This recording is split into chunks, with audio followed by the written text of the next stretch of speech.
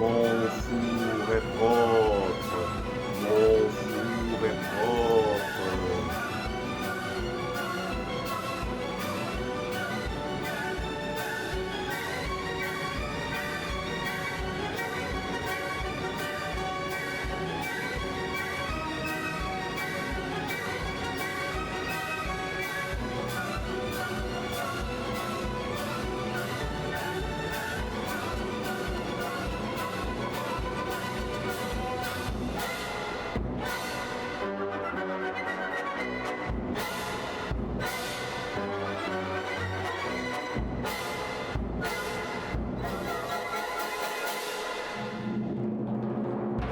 Ok tout le monde, je suis prêt. J'ai mon pain, j'ai mon beurre, j'ai travaillé fort pour faire les deux pour vous.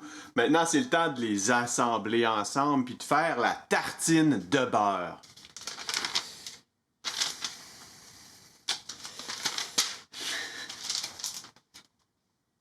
Et j'ai aussi mes deux couteaux, mon couteau à pain, mon couteau à beurre.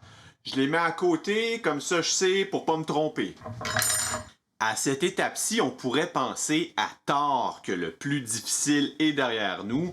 On a fait notre pain, on a fait notre beurre en brassant notre bocal énergiquement durant de longues minutes. On en a souffert pendant plusieurs jours après, des courbatures insurmontables. Mais détrompez-vous, c'est vraiment cette étape-ci qui est la plus compliquée. Mettre le beurre sur le pain. J'en ai lu des commentaires sur YouTube dans ma vie. Je le sais que je vais en lire d'autres au bas de ma vidéo qui vont me dire « Ben voyons Fred, qu'est-ce que tu fais là? Dans mon pays, moi, on le met en dessous du pain. Ou de l'autre côté du pain. Ou sur le côté du pain. Ou en diagonale du pain. » Vous allez me trouver tout plein d'autres façons d'appliquer un beurre sur un pain.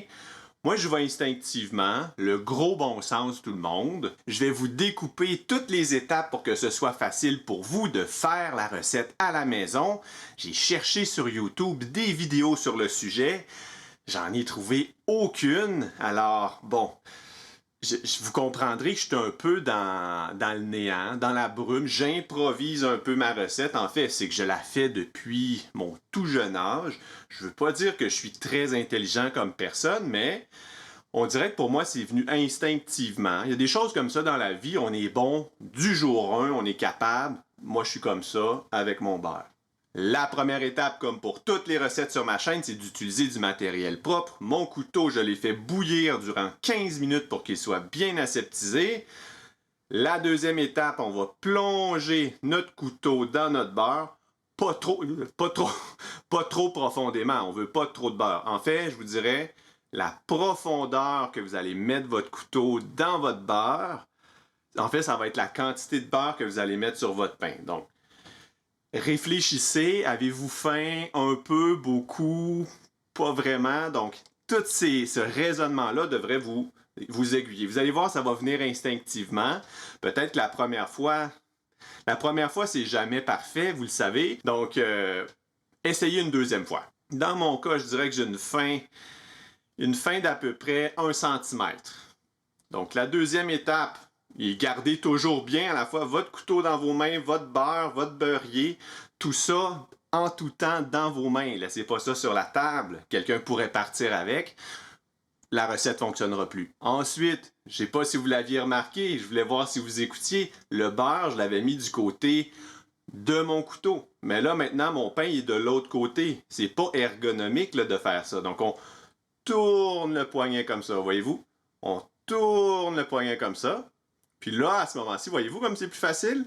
Ensuite, il y a plusieurs écoles de pensée ici, là. Donc, je ne vais pas vous perdre, je vous explique ma façon. Ma façon, c'est que j'applique le beurre vers moi. Un couteau vers soi, c'est toujours dangereux. Alors, soyez toujours extrêmement prudent.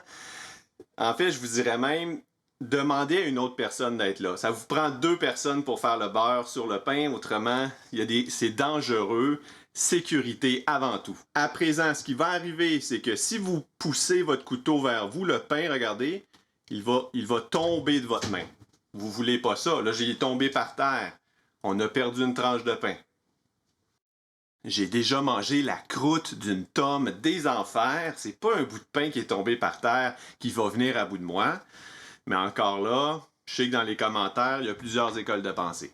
Pour contrer le pain qui tombe de notre main, votre pouce ici, voyez-vous, positionnez votre pouce de sorte qu'il bloque le pain. Lorsque vous allez pousser ou tirer ou mouvement comme ça, on touche à la tartine avec notre beurre, on ramène vers nous. Là, voyez-vous. Et voilà. Et voilà. Le mouvement final. Sinon, les gens vont dire, ben, tu gaspilles du beurre, tu laisses du beurre sur ton couteau, on frotte comme ça. On frotte comme ça. Maintenant, bon, allez-y par étapes. Je sais qu'on a plusieurs choses dans nos mains, on veut rien échapper. Une chose à la fois. Je vais vous faire une confession. Les gens qui prennent leur pain avec le beurre puis qui mettent un autre pain par-dessus, non, faites pas ça. Faites pas ça. Parfois, des choses simples, en apparence comme ça, peuvent sembler faciles, mais c'est faux. Pensez à sauter à la corde comme ça. Ça a l'air simple. On saute, on tourne. On saute, on tourne. Mais c'est pas facile. Il faut prendre des notes. L'étape est assez simple, en fait. C'est que vous allez prendre votre morceau de pain avec le beurre, le mettre dans votre bouche, en ouvrant en même temps. Si vous n'avez pas la bouche ouverte, ça ne marchera pas. Ouvrez la bouche. Là, je sais que je vais un peu au-delà de la recette, parce que j'aurais pu arrêter la vidéo juste ici.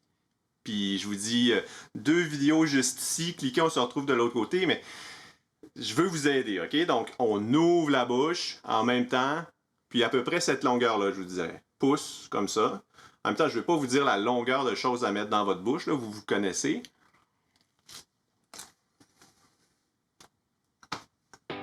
Si, comme moi, faire du fromage ou des choses avec du lait, des produits laitiers vous intéresse, je vous mets 2 vidéos juste ici. Cliquez, on se retrouve de l'autre côté. Je suis certain que vous allez apprendre quelque chose de nouveau ou en rire un petit peu, j'espère.